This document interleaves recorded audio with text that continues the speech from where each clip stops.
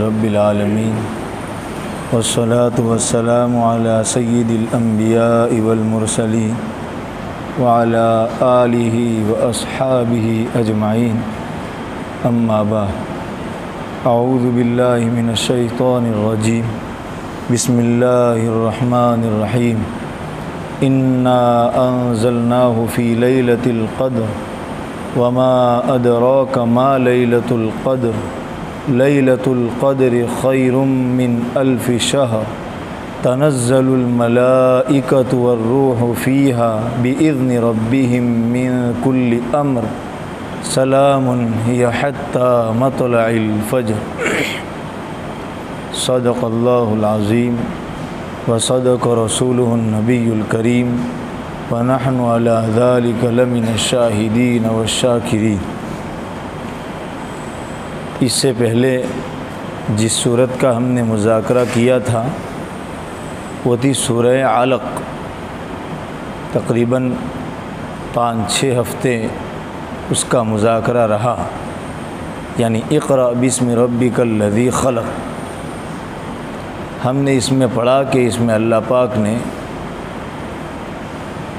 سب سے پہلے پڑھنے کی اہمیت کو بیان فرمایا، اس کے بعد انسان کیوں بگڑتا ہے اور اس کا کیا علاج ہے اس کو اللہ تعالیٰ نے ذکر فرمایا۔ اس کے بعد بگڑے ہوئے انسان کا ایک نمونہ اللہ تعالیٰ نے ابو جہل کا بغیر نام لیے ہوئے ذکر فرمایا۔ آج جس صورت کا مذاکرہ کرنا ہے وہی مشہور و معروف صورت ہے جس کو ہم سنتے ہیں اور پڑھتے بھی ہیں، سورہ قدر، یعنی انا انزلناہ فی لیلۃ القدر۔ سب سے پہلی بات کہ اس صورت کا پچھلی صورت سے کنیکشن کیا ہے۔ پیچھے ہم نے سورہ اقرأ بسم ربک الذی خلق پڑھی اور اب آ رہی ہے انا انزلناہ فی لیلۃ القدر، تو کیا ربط ہے؟ تو ربط اصل میں چلا آ رہا ہے والتین والزیتون سے۔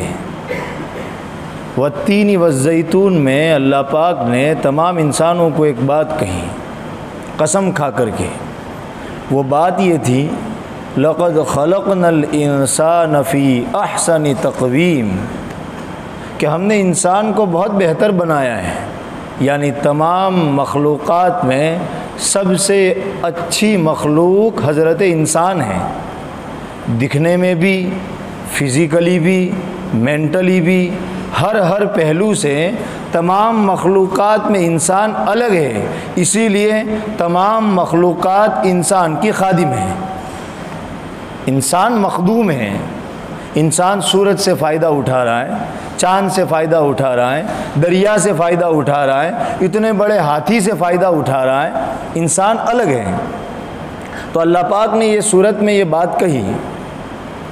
اس کے بعد 2 راستے اللہ پاک نے انسان کے سامنے کھول دیے، ایک اچھائی کا فہدیناہ النجدین، تو اللہ فرما رہے ہم نے 2 راستے اس کے سامنے اوپن کر دیے کہ ایک بھلائی، خیر، اچھائی اور نیکی کا راستہ، جس کو ہم اسلام والا راستہ کہہ لیں، جس کو ہم ایمان والا راستہ کہہ دیں، جس کو ہم عمل صالح والا راستہ کہہ دیں۔ ایک تو یہ راستہ ہے دنیا میں، اس راستے کے علاوہ جو دوسرے راستے ہیں وہ برائی کے ہیں، وہ جھوٹ کے ہیں، وہ اللہ سے بغاوت کے ہیں، وہ بربادی کے راستے ہیں۔ تو اللہ تعالیٰ نے دونوں راستے انسان کو دکھا دیے، ایک کی طرف دعوت دی، دوسرے کے بارے میں انجام بتا دیا۔ اب انسان اچھا وہ ہے جو اللہ کے بتائے ہوئے راستے پر چلے، تبھی وہ اچھا ہوگا۔ انسان میں جو کمال آتا ہے اللہ نے تو بنا دیا، لیکن وہی انسان جس کو اللہ نے اچھا بنایا تھا وہ دنیا میں آ کے کبھی کبھی اتنا بگڑتا ہے کہ سور بھی پیچھے رہ جاتا ہے اس کے بگڑنے میں، اور وہی انسان کبھی کبھی وہ اتنا آگے بڑھ جاتا ہے کہ جبرائیل بھی پیچھے رہ جاتے ہیں۔ دونوں راستے سوال یہ ہے کہ انسان میں کمال کیسے آئے، کیسے اچھا بنے انسان؟ تو اس کے بعد اللہ نے سورہ اقرا میں ایک وہ کام بتایا جس کی وجہ سے انسان اچھا بنتا ہے۔ دو کام ہیں، جو بھی انسان وہ دو کام کر لے وہ دنیا کا سب سے بہترین انسان ہے، سب سے بہتر۔ دو کام کر لے، انسان میں کمال۔ انسان اچھا انسان تب بنتا ہے جب اس میں دو چیزیں آتی ہیں، دیندار نہیں، دیندار تو بنتا ہی ہے، دو باتیں۔ سب سے پہلے اس میں علم ہو، علم قرآن کا، دین کا، تو اس علم کی وجہ سے اپنے رب کی پہچان ہو، اس رب نے جو بندے بھیجے ہیں انسانوں کی ہدایت کے لیے، اس بندوں کے بارے میں اس کا تعلق اچھا ہو، علم ہو، علم۔ تو علم کی وجہ سے انسان بہت اچھا بنتا ہے، علم کے نہ ہونے کی وجہ سے انسان بگڑتا ہے، اور علم کے ہونے کی وجہ سے انسان اچھا بنتا ہے۔ یہ دو چیزوں میں سے ایک چیز ہے جس کی وجہ سے انسان اچھا بنتا ہے۔ اور سورہ علق میں جو سورہ والتین کے بعد ہیں، اسی ایک کا بیان ہے کہ پڑھیے، پڑھنے سے تم اچھے بنو گے، خالی ڈگری لینے کے لیے نہیں، پڑھنے سے انسان اچھا انسان بنتا ہے۔ مدرسوں میں انسان کو اچھا انسان بنانے کی تعلیم دی جاتی ہے، کسی اسکول میں نہیں پڑھایا جاتا کہ ماں باپ کی خدمت کرنی ہے، وہاں پڑھایا جاتا ہے باپ کی رضامندی میں اللہ کی رضامندی ہے، وہ پڑھایا جاتا ہے۔ تو یہ جانے گا تو وہ بچہ اچھا بچہ بنے گا، وہ انسان اچھا انسان بنے گا۔ اس کا بیان تھا سورہ علق میں۔ لیکن خالی علم سے آدمی اچھا نہیں بنتا، ابھی ادھورا ہے۔ شیطان کے پاس بھی تو بہت علم تھا، آج بھی تو بہت لوٹنے والے نام نہاد ہیں جو نام کے عالم ہیں۔ اکبر کو برباد کرنے والے بھی تو برے علماء ہی تھے۔ محمد میاں صاحب نے تو علماء ہند کا شاندار ماضی اس میں لکھا کہ شیطان تو آرام سے بیٹھ گیا تھا اکبر کے زمانے میں، کسی نے شیطان کو خواب میں دیکھا، کہا بھئی بہت آرام ہے آج کل، کہا میرا کام علماء کر رہے ہیں، معاذ اللہ، اللہ حفاظت فرمائے، کہا میرا کام علماء کر رہے ہیں۔ تو خالی علم ہو تو کبھی کبھی تو ایسا بھی ہوتا ہے، معلوم ہے خالی علم سے آدمی اچھا نہیں بنتا۔ دوسری چیز ہے جو ضروری ہے، اس کا بیان ہے سورہ قدر میں، یہ ہے کنیکشن۔ سورہ 3 میں اللہ نے دونوں راستے بیان کیے، سورہ علق میں ایک بات بیان کی جس سے انسان اچھا انسان بنتا ہے، اور علم، اور پھر اس کے بعد علم کے ساتھ کیا دوسری چیز ضروری ہے اس کا بیان ہے سورہ قدر میں۔ کیا ہے وہ دوسری چیز؟ وہ دوسری چیز ہے عمل۔ عمل سے زندگی بنتی ہے، جنت بھی جہنم بھی۔ عمل، اس عمل کا بیان ہے سورہ قدر میں، اور صحابہ کو اپنے عمل ہی کے بارے میں فکر تھی تو اللہ نے سورہ قدر کو اتارا۔ عمل کیوں؟ اس لیے کہ حضرت نوح کی عمر دیکھ لیجئے، 950,000 سال، اور بھی آپ پیچھے بنو اسرائیل کی اور ان کی عمریں دیکھیں گے تو ان کی عمریں بہت لمبی تھی، بہت لمبی تھی، ہم سے 2 گنا 3 گنا 4 گنا ہماری عمروں سے۔ تو صحابہ کو اسی لیے تھوڑی سی پریشانی ہوئی کہ بھئی وہ لوگ تو 1000 سال عبادت کرتے تھے اور ہم لوگ تو 60-70 سال عبادت کرتے ہیں، تو ظاہر بات ہے ڈیفینیٹلی وہ لوگ آگے ہی بڑھنے والے ہیں۔ پریشانی ہوئی صحابہ کو، قربان جائے کتنا فرق آ گیا۔ مجھے پریشانی اس لیے ہوتی ہے کہ فلاں اچھا گھر بناتا ہے، میں نے اچھا نہیں بنایا، ترازو بدل گیا۔ صحابہ کا ترازو کیا تھا؟ اس کی 2 ہوٹلیں ہیں، میری تو ایک بھی نہیں ہے، میں پریشان اس لیے ہوتا ہوں۔ اس کی 50,000 سیلری ہے، میری 6,000 ہے، تو میں پریشان اس لیے ہوتا ہوں۔ صحابہ کیوں پریشان ہوئے؟ صحابہ پریشان اس لیے ہوئے کہ ان کی 1000 سال عمر تھی تو وہ اللہ کے جتنے قریب ہوئے، ہم تو 60 سال میں اتنے قریب نہیں ہوئے، ہمیں کیا ملا؟ اور ایک بات نہیں، صحابہ کی زندگی میں ایسی 20 مثالیں ملتی ہیں۔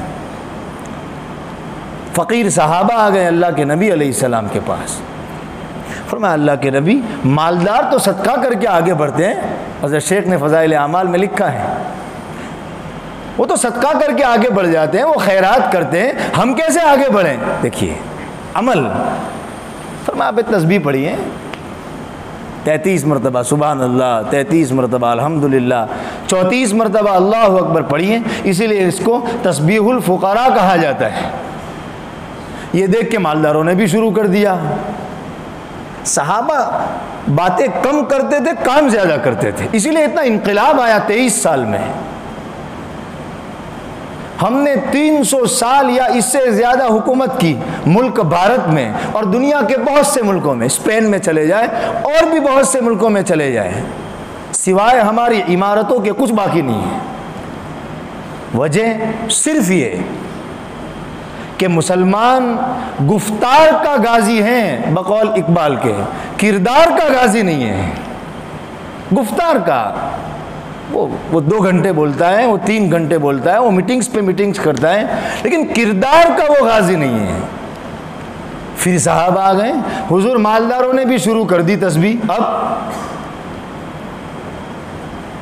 آپ نے فرمایا ذالک فضل اللہ یؤتیہ من یشاء، یہ اللہ کا فضل ہے، اللہ جس کو چاہے دے۔ حضور کے بال سفید ہوئے، اس کی وجہ دیکھیے، میرے بال سفید ہوتے ہیں دنیا کے چکر میں، حضور کے بال سفید ہوئے ہیں۔ ابن کثیر نے روایت نقل فرمائی سورہ ہود کی تفسیر میں، قد شبت یا رسول اللہ، اللہ کے نبی آپ بوڑھے ہو گئے، آپ کے بال سفید ہو گئے۔ فرمایا شیبتنی سورۃ ہود، سورہ ہود نے مجھے بوڑھا کر دیا۔ معیار دیکھیے، میں تھکتا ہوں دنیا کے چکر میں، کائنات کا سردار تھک رہا ہے، بوڑھا ہو رہا ہے، بچوں کے گھر بنانے کی فکر میں نہیں، اللہ کے دین کی فکر میں۔ معیار بدل گیا۔ بالکل کہنے کا یہ مطلب نہیں ہے کہ پیسہ برا ہے، بالکل نہیں۔ جس کو اللہ نے خیر کہا ہو اس کو کون ہوتا ہے برا کہنے والا؟ پیسہ بہت اچھی چیز ہے، بلکہ جس قوم کے پاس مال ہو، اور دوسری بات اس قوم کو اس مال کو خرچ کرنے کا صحیح طریقہ آ جائے، دنیا کی کوئی طاقت اس قوم کو ترقی سے نہیں روک سکتی، 1000 مرتبہ نہیں روک سکتی، چاہے کتنی ہی ظالم حکومت ہو۔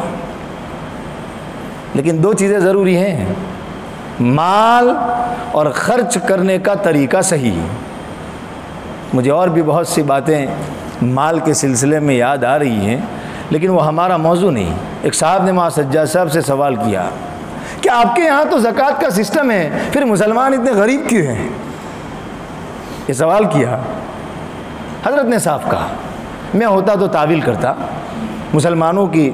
حضرت نے کہا وہ قوم اس لیے غریب ہیں کہ اس کی اکثریت زکوٰۃ ہی نہیں نکالتی۔ صاف فرمایا اگر وہ نکالتی ہیں تو وہ نبوی طریقے پر نہیں نکالتی، اس لیے وہ غریب ہے، ورنہ زکوٰۃ کا سسٹم تو ہے ہی ایسا سسٹم کہ وہ اگر جس گاؤں میں آ جائے اس گاؤں میں کوئی غریب نہ بچے، اللہ نے ایسا بیلنس بنایا ہے بالکل۔ تو بہرحال صحابہ کی ریس اس میں ہوتی تھی، تو صحابہ کو فکر ہوئی کہ پہلے لوگوں کو تو 1000 سال عمر ملتی تھی، ہمیں تو 70 سال مل رہی ہے، تو ہم کیسے آگے بڑھے؟ اللہ تعالیٰ نے یہ صورت اتاری۔ تو علم آدمی کے اچھا ہونے کے لیے اور عمل آدمی کے اچھا ہونے کے لیے، علم اور عمل دونوں چیزیں ہوں، کامیابی تو کام سے ہوگی نہ کہ حسن کلام سے ہوگی۔ قمر الزمان صاحب دامت برکاتہم شعر پڑھتے ہیں، کام، ہمارے اکابر کو دیکھ لو کتنا کام کیا، کامیابی ملی۔ انگریزوں کے خلاف تقریر کم، کام زیادہ کیا۔ شاہ ولی اللہ صاحب نے کتنا کام کیا، سب نے۔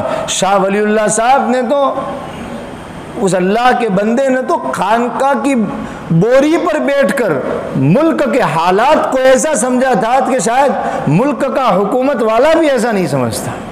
انہوں نے بزنس مینوں کو خطاب کیا الگ سے، انہوں نے علماء کو خطاب کیا الگ سے، انہوں نے ایک ایک طبقے سے الگ الگ خطاب کیا، اور وہ جو حالات سمجھ چکے تھے واقعی میں وہ ہو کر رہا۔ تو عمل، حضرت شیخ جنہوں نے فضائل اعمال لکھی 10 پارے تہجد یا نفل میں پڑھتے تھے، 10 پارے بخاری پڑھاتے تھے، ساتھ ساتھ میں 10 پارے نوافل میں پڑھتے تھے۔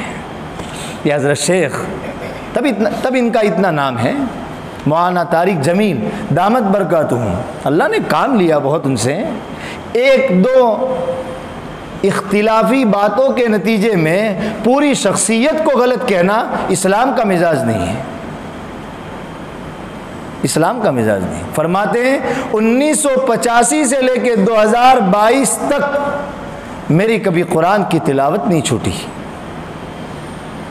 فرمایا 1991 سے لے کر جہاں تک مجھے یاد ہے یا اس کے آگے پیچھے 2022 تک، یعنی تقریباً 30-35 سال یا اس سے تھوڑا کم، فرمایا میری تہجد نہیں چھوٹی۔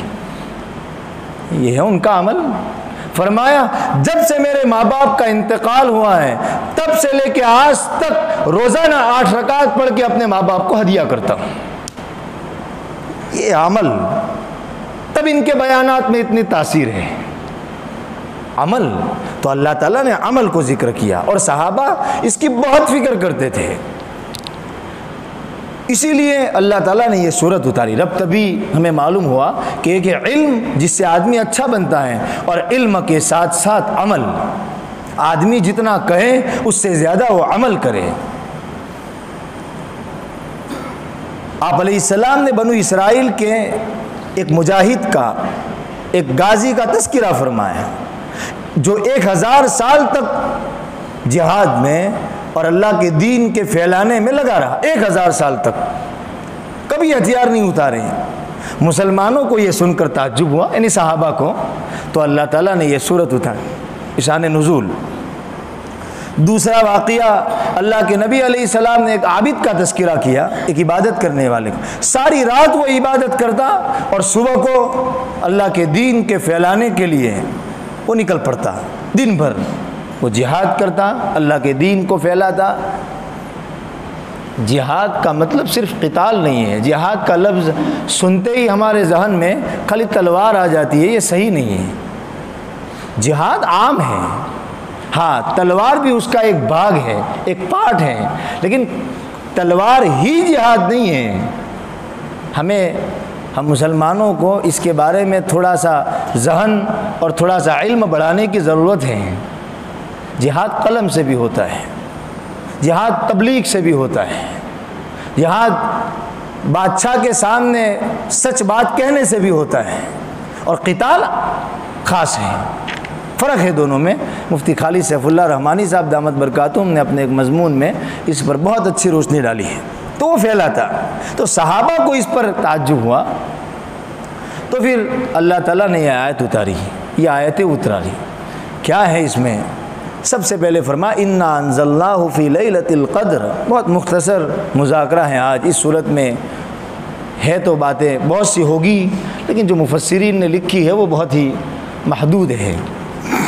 انا انزلناہ فی لیلۃ القدر، فرمایا بے شک ہم نے قرآن کو، انزلناہ ہم نے قرآن کو اتارا، فی لیلۃ القدر، لیلۃ القدر میں یعنی شب قدر میں، ہم نے قرآن کو شب قدر میں اتارا۔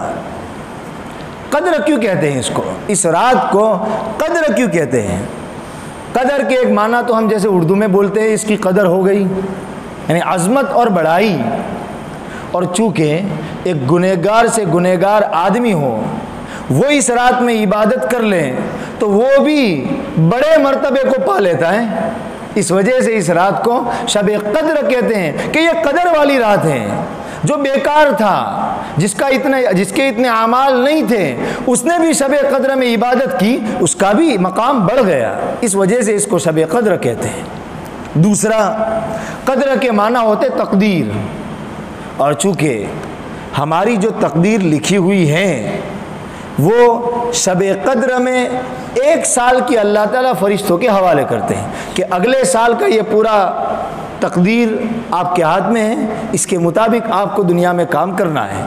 اب اس میں جس کا حج مقدر ہوتا ہے وہ حج، جس کی موت مقدر ہوتی ہے فرشتے اس کو موت دیتے ہیں، اس کے مطابق وہ کام کرتے ہیں اسی سال کا۔ سوال یہ ہے کہ 15ویں شعبان کو جس کو ہم شب برات کہتے ہیں اس میں کیا ہوتا ہے؟ اس لیے کہ اس کے بارے میں بھی مشہور ہے کہ اس میں بھی اعمال یعنی تقدیر کے فیصلے ہوتے ہیں۔ مفتی شفیع صاحب نے لکھا ہے کہ اس میں اجمالی تقدیر اللہ تعالیٰ دیتے ہیں اور شب قدر میں تفصیل کے ساتھ فرشتوں کے سامنے اللہ تعالیٰ بات رکھتے ہیں۔ یہ قدر کے ایک معنی ہے۔ شب قدر کب ہوتی ہیں؟ جمہور تمام کے تمام بلکہ اکثر یوں کہتے ہیں کہ رمضان میں، اور رمضان میں بھی آخر کی راتوں میں بدلتی رہتی ہیں، فکس نہیں ہوتی۔ وہ ایک سال کسی اور رات میں ہے، دوسرے سال کسی اور رات میں ہے۔ اسی لیے اللہ کے نبی علیہ السلام نے بھی فرمایا، عائشہ صدیقہ رضی اللہ تعالیٰ عنہ سے روایت ہے، تحروا لیلۃ القدر فی العشر الاواخر من رمضان کے آخری عشرے میں لیلۃ القدر کو تلاش کیا کرو۔ عائشہ صدیقہ رضی اللہ تعالیٰ عنہ فرماتی ہیں، حضور اگر ہمیں شب قدر مل جائے تو ہم کیا مانگے اللہ سے؟ کیا مانگے؟ آپ نے فرمایا یہ دعا مانگو، اللہم انک عفو تحب العفو فاعف عنا۔ عافیت، درگزر، یہ اللہ کے نبی علیہ السلام نے سکھائی حضرت عائشہ صدیقہ رضی اللہ تعالیٰ عنہ کو یہ دعا۔ امام بخاری اور امام مسلم نے روایت نقل فرمائی، جو ایمان اور اخلاص کے ساتھ شب قدر کو جس نے پا لیا اس کے سارے گناہ معاف ہو گئے۔ شب قدر تو یہ اللہ تعالیٰ نے بات فرمائی، انا انزلناہ فی لیلۃ القدر، ہم نے قرآن کو لیلۃ القدر میں اتارا، اس لیے کہ قرآن معمولی کتاب نہیں۔ تو جس رات میں قرآن اتاری جائے گی وہ رات معمولی نہیں ہوگی، وہ رات معمولی نہیں ہوگی۔ جس تجوری میں جتنا زیادہ ہیرا قیمتی ہو اس تجوری کا لاک اتنا ہی زیادہ مضبوط ہوگا، اور جس تجوری میں ہلکی پھلکی چیزیں ہوں اس کا لاک نہیں بھی ہوتا ہے تو تھوڑا بہت چلتا ہے۔ تو قرآن جیسی اللہ نے کتاب جس رات میں اتاری ہو وہ رات معمولی نہیں ہوگی، یہ رات ہے۔ اب 2 باتیں بیان کی مفتی شفیع صاحب نے، یا تو یہ کہ لوح محفوظ سے سمائے دنیا پر، سمائے دنیا کا مطلب وہ آسمان جو ہم کو نظر آ رہا ہے جس پر جانے میں 500 سال لگ جائے، اس آسمان پر جانے میں اللہ کے نبی علیہ السلام نے فرمایا 500 سال لگ جائے اس آسمان پر جانے میں، اور اس آسمان سے دوسرے آسمان پر جانے میں پھر 500 سال لگ جائے، اور ایک آسمان کو کراس کرنے میں 500 سال لگ جائے۔ ایک آسمان اتنا موٹا ہے کہ اس کے ایک کنارے سے دوسرے کنارے پر جاتے جاتے 500 سال ہو جائے، اللہ کے نبی نے بیان فرمایا روایت میں۔ اور 7 آسمان کے اوپر کیا ہے؟ اللہ کے نبی فرما رہے ہیں 7 آسمان کے اوپر ایک سمندر ہے۔ سائنسدان نہیں بتا رہے ہیں، حضور دنیا میں رہ کے بتا رہے ہیں۔ فرمایا اس سمندر کے اوپر کیا ہے؟ فرمایا 8 مضبوط فرشتے ہیں، جن فرشتوں کے ٹخنے سے لے کر گھٹنے میں جاتے جاتے 500 سال لگ جائے، اتنے بڑے فرشتے، یعنی ان کی پنڈلی 500 سال کی۔ فرمایا وہ 8 فرشتے اس اللہ، اور فرمایا 8 فرشتوں کے اوپر فرمایا اللہ کا عرش ہے، اور وہ 8 فرشتے اللہ کے عرش کو اٹھائے ہوئے ہیں، اور فرمایا اس عرش کے اوپر رحمان ہے، اور اس رحمان سے دنیا والوں کی کوئی چیز چھپی ہوئی نہیں ہے۔ البدایہ والنہایہ میں ابن کثیر نے امام احمد کے حوالے سے روایت نقل فرمائی۔ بہرحال تو ایک بات مفتی شفیع صاحب فرماتے ہیں کہ لوح محفوظ جو بہت اوپر ہے، البدایہ والنہایہ میں لکھا ہے ابن کثیر نے کہ لوح محفوظ کیا ہے، وہاں سے پہلے آسمان پر جو قرآن آیا وہ ایک ساتھ آیا، اور پھر پہلے آسمان سے جو دنیا میں قرآن آیا وہ 23 سالوں میں آیا، تھوڑا تھوڑا۔ تو یہ جو قرآن اتارنے کی بات ہے وہ ایک ساتھ جو قرآن آیا اس کی بات ہے۔ ایک تو یہ یا پھر یہ کہ آسمان سے اللہ کے نبی علیہ السلام پر جو قرآن اتارنے کی شروعات ہوئی وہ شروعات شب قدر میں ہوئی، یعنی جو ہم نے پڑھا اقرا بسم ربک الذی خلق، یہ آیتیں شب قدر میں اتری۔ یہ دونوں باتیں مفتی شفیع صاحب نے نقل فرمائی رمضان میں، بلکہ مفتی شفیع صاحب نے تو یوں بھی کہا کہ جس نبی کو جو کتاب دی گئی وہ رمضان میں دی گئی، جس نبی کو جو کتاب ملی وہ رمضان میں ملی۔ تو یہ کہا انا انزلناہ فی لیلۃ القدر، بہت خوش نصیب ہے وہ لوگ جن کو یہ رات نصیب ہو جائے۔ بے شک ہم نے قرآن کو شب قدر میں اتارا، اور اللہ تعالیٰ اس کی اہمیت پیدا کرنے کے لیے اللہ کے نبی سے سوال فرما رہے وما ادراک ما لیلۃ القدر، آپ کو معلوم ہے لیلۃ القدر کیا ہے؟ یہ بات کوئی اس وقت کہتا ہے جب بہت اہمیت بتانی ہو، جیسے القاریہ ما القاریہ وما ادراک ما القاریہ، تم کو معلوم ہے القاریہ کیا ہے؟ ایسے ہی یہاں کہہ رہے اللہ وما ادراک لیلۃ القدر، آپ کو پتہ ہے لیلۃ القدر کیا ہے؟ ما لیلۃ القدر، کیا ہے لیلۃ القدر؟ آگے اللہ تعالیٰ فرماتے ہیں خیر من الف شہر، لیلۃ القدر خیر من الف شہر، لیلۃ القدر تو 1000 مہینوں سے بہتر ہے۔ 1000 مہینے، دیکھیں ان کو 1000 مہینوں سے بہتر ہے لیلۃ القدر۔ اور پھر آگے فرمایا تنزل الملائکۃ، اس میں فرشتے اترتے ہیں۔ معلوم ہوا برکت والی ہے یہ رات، اسی لیے فرشتے اترتے ہیں۔ جس گھر میں برکت ہوتی ہے اسی میں فرشتے آتے ہیں۔ تنزل الملائکہ، فرشتے اترتے ہیں۔ والروح، اور بہت بڑا فرشتہ جبرائیل بھی اترتے ہیں۔ یہ روح سے مراد مفتی شفیع صاحب نے یا ماں خالد سیف اللہ صاحب دامت برکاتہم نے لکھا ہے کہ کچھ لوگ یہ سمجھتے ہیں کہ وہ مرے ہوئے لوگوں کی روحیں آتی ہیں۔ فرمایا یہ صحیح نہیں ہے، روح سے مراد یہاں حضرت جبرائیل ہیں، جیسے نزل بہ الروح الامین، روح کا لفظ خود حضرت جبرائیل کے بارے میں قرآن میں آیا ہے۔ تو تنزل الملائکۃ والروح فیہا، اس رات میں اترتے ہیں۔ کس سے اترتے؟ بِإِذْنِ رَبِّهِمْ، اپنے رب کی پرمیشن سے اترتے ہیں، اجازت سے اترتے ہیں۔ بِإِذْنِ رَبِّهِمْ مِنْ كُلِّ امر، سب معاملات کو لے کر اترتے، تقدیر، سب معاملات کو لے کر اترتے، تقدیر۔ من کل امر، سلام، سلامتی والی ہے یہ رات۔ یا پھر یہ کہ سلامتی لے کر کے اترتے ہیں، اور من کل امر، تمام جو بری بری باتیں ہیں اس سے حفاظت ہوتی ہے اس رات میں۔ دونوں باتیں، سلام، سلامتی والی ہے یہ رات، ہی حتی مطلع الفجر، اور ایسا نہیں ہے کہ 1 گھنٹے رہتی ہو، اتنی برکت والی رات اللہ یوں کہہ رہے ہی حتی مطلع الفجر، فجر کے ہونے تک یہ رات رہتی ہے، تاکہ مجھ جیسا کمزور جو پوری رات نہیں جاگ سکتا وہ آدھا گھنٹہ فجر سے پہلے اٹھ کے اس رات کو پالے۔ مفسرین نے لکھا کتنی سہولت ہو گئی، فرمایا جس نے اس رات میں عشاء کی نماز با جماعت پڑھی، فجر کی نماز با جماعت پڑھی، اس کو بھی لیلۃ القدر کا حصہ مل گیا۔ اس لیے کہ رات تو مغرب ہی سے شروع ہو جاتی ہے اسلامی تاریخ کے اعتبار سے۔ اتنی سہولت اللہ کے نبی نے فرمایا تھا علیہ الصلاۃ والسلام کہ تمہارے بعد ایک امت آئے گی جو دین کے 10ویں حصے پر بھی عمل کرے گی تو کامیاب ہو جائے گی۔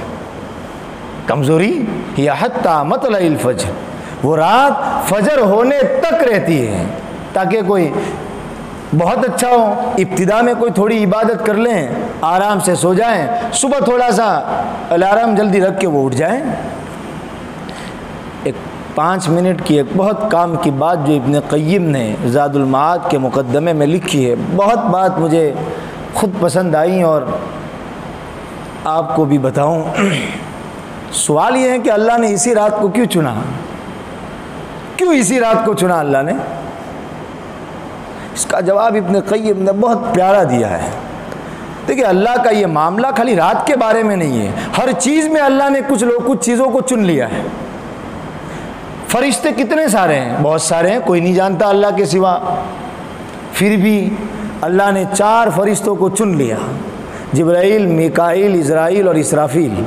اللہ کا انتخاب ہے، اللہ جس کو چاہے دے۔ زمین سب کی سب اللہ ہی کی ہے، لیکن اللہ نے مکہ کو چن لیا اللہ کے نبی علیہ السلام کے لیے۔ جنتیں بہت ساری ہیں، لیکن اللہ نے جنت الفردوس کو چن لیا، اللہ کا انتخاب۔ انسان سارے کے سارے ہیں، لیکن اللہ نے اپنے نبیوں کو چن لیا۔ دن بہت سارے ہیں، اللہ نے عرفات کے دن کو چن لیا عرفہ کے لیے، جمعہ کے دن کو چن لیا جمعہ کے لیے۔ تو اللہ کا انتخاب ہے، اللہ جس کو چاہے دے۔ ایسے ہی یہ رات بھی اللہ کا انتخاب ہے، اللہ جس رات میں چاہے فضیلت بڑھا دے، اللہ جس رات میں چاہے فضیلت بڑھائے۔ اس وجہ سے یہ لیلۃ القدر کے بارے میں، تاکہ امت عملی پہلو پر آ جائے۔ مفتی سعید صاحب رحمہ اللہ نے لکھا ہے کہ اصل میں قیمتی چیزوں کو لوگ چھپا کر ہی رکھتے ہیں، اس وجہ سے اللہ تعالیٰ نے بھی اس شب قدر جیسی قیمتی رات کو چھپا کر کے رکھا۔ بلکہ بخاری کی روایت ہے، جہاں تک مجھے یاد ہے، دو صحابی جھگڑ رہے تھے، انسان تھے، تھوڑی سی آپس میں کچھ انبن ہو گئی ہوگی۔ اللہ کے نبی علیہ السلام تشریف لائے، آپ نے فرمایا میں آ رہا تھا تاکہ تم کو لیلۃ القدر کے بارے میں بتاؤں کہ وہ کون سی رات ہوگی، لیکن فرمایا تمہارے آپس کے جھگڑنے کی وجہ سے اللہ نے اس رات کی تعین کو اٹھا لیا۔ یہ ہے جھگڑا، یہ ہے جھگڑا۔ جھگڑے کی وجہ سے لیلۃ القدر کی متعین رات اللہ نے اٹھا لی۔ سائیڈ ایفیکٹ ہی گئی ہے جھگڑے کا، کیا ترقی ملے؟ یہ وجوہات ہیں، وجوہات صرف ظاہری نہیں ہے جو ہم دیکھ رہے ہیں، وجوہات اندر کی ہے جو ہم نہیں دیکھ پا رہے ہیں۔ جھگڑا معمولی وجہ نہیں ہے کسی قوم کو ختم کرنے کے لیے، بہت بڑی وجہ ہے۔ اور یہ تو ایسا دور ہے کہ اس دور میں تو دشمن سب کو لے رہا ہے ساتھ میں، تو ہمیں تو اپنے آپس کے جو اختلافات ہیں اس کو دسیوں میل دور رکھ لینا چاہیے، اور سب کو ایک پلیٹ فارم کر جہاں تک ہو سکے آ جانا چاہیے۔ شب قدر کی تعین اللہ نے اٹھا لی جھگڑے کی وجہ سے۔ اللہ تعالی ہمیں عملی قوم بنائے، اور ہم سب کو، آپ بھی میری اصلاح کے لیے دعا فرمائیں۔ بس آپ کی توجہ اور آپ ساتھیوں کی مخلص، آپ میں سے کون اللہ کا ولی ہے کوئی نہیں جانتا، میرے لیے بھی دعا فرمائے اللہ میں جو یہ کہہ رہا ہوں اس پر مجھے خود عمل کی توفیق عطا فرمائے، اور اس میں بھی اللہ جان دیں، اور قابلیت سے زیادہ اللہ قبولیت دیں۔ ہمارے اکابر بہت کہتے تھے کہ بھائی قابلیت میں شک نہیں ہے، مسئلہ قبولیت کا ہے کہ قبول ہوتا ہے کہ نہیں۔ اس لیے آپ بھی دعا فرمائیں۔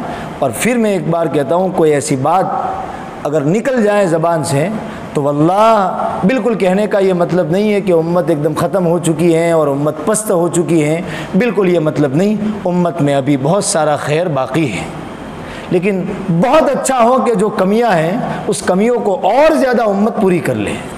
معالی میاں صاحب نے ایک رسالہ لکھا، تعجب ہوگا آپ کو، ہمارے قومی سیرت کے کمزور پہلو، اس میں آپ یقین جانیں گے اس میں مسلمانوں کی کمزوریاں مولانا نے گنائی ہیں کہ ہم میں کیا کمیاں ہیں، ایک ایک کر کے۔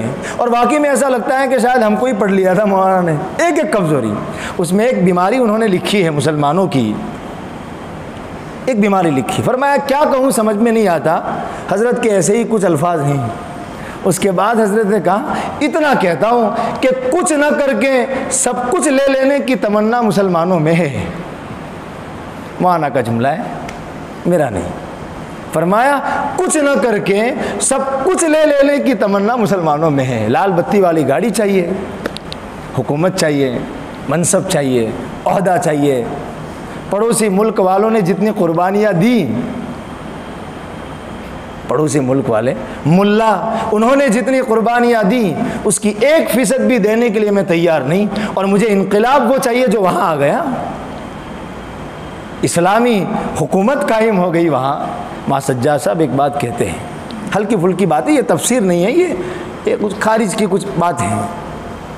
فرمایا ماں سجاد صاحب ایک بات کہتے ہیں کہ میں جب کہتا ہوں کہ ہمارے ملک بھارت کا مستقبل بہت روشن ہے، بہت روشن ہے، حضرت کہتے ہیں میں تو یوں سمجھتا ہوں کہ حالات جو خراب ہیں نا وہ اس لیے کہ اللہ کی سنت کا پہیہ الٹا چلتا ہے. اللہ کی سنت کا پہیہ الٹا چلتا ہے، پہلے ظلم پھر انصاف. تو ظلم جتنا بڑھتا ہے، یہ تو دلیل ہے اس کی کہ اب صبح بہت قریب ہے، اب بہت قریب ہے. حضرت فرماتے ہیں، فرمایا لیکن میری اس بات سے آپ خوش مت ہو جانا کہ چلیے آج کے بیان میں آنا وصول ہو گیا. حضرت ہی کا جملہ ہے یہ. فرمایا کامیابی بریانی کھا کر نہیں ملتی، کامیابی پیٹوں پر پتھر باندھ کر ملتی ہے. حضرت کے جملے ہیں. اور دیکھیے پڑوسی ملک میں کیا ہوا، کتنے شہید ہوئے ہیں. کیا دنیا نے ان کو نہیں کہا، ان کو دنیا نے بیکورڈ کہا، ان کو دنیا نے ملا کہا، ان کو دنیا نے بالکل پچھڑے ہوئے لوگ کہا، لیکن وہ ایسا انگریزی بولتے ہیں کہ دنیا حیران ہے. وہ مذاکرات میں ایسی باتیں کرتے ہیں کہ ان کو کوئی پھنسا نہیں سکتا. یہ ہے عقل. جو قرآن جس میں آ گیا وہ دنیا کا سب سے ذہین آدمی. اللہ تعالیٰ ہمیں توفیق دے. تو بس آپ بھی دعا فرمائے، اللہ تعالیٰ اس کو قبول فرمائے. وصلی اللہ علی النبی.